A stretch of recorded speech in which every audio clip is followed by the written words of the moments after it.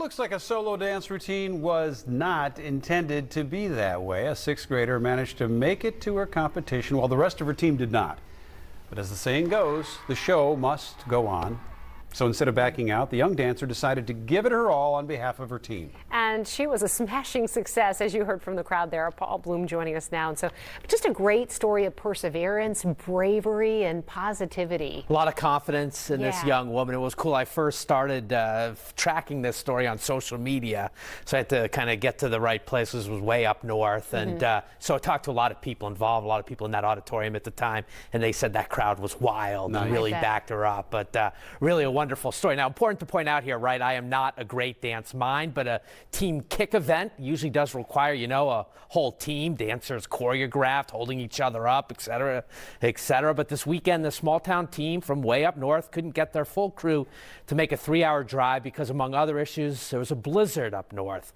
And that left young Amaya Fraley to dance the ultimate team event as a solo. I think it was probably scary but exciting at the same time. With all of those feels, 11-year-old Amaya Fraley won't soon forget last weekend's regional dance competition. Sometimes I do. Sometimes I learn that it's better to do what you can do on the floor and put it all out there. Amaya, a sixth grader from all the way up north in Bagley, Minnesota, absolutely loves to dance. She's a member of a 7-girl middle school kick team that was set to perform in a showcase event in St. Cloud, but a blizzard and other issues wreaked havoc on the squad, leaving only Amaya on hand when their number was called. I knew the dance really well, so I decided to represent Bagley and the dancers that couldn't make it. Not only did Amaya step up in front of a large supportive crowd that included fellow dancers and competitors, she delivered a solo and delivered it big time, nailing the routine that typically requires the support and choreography of the rest of the team.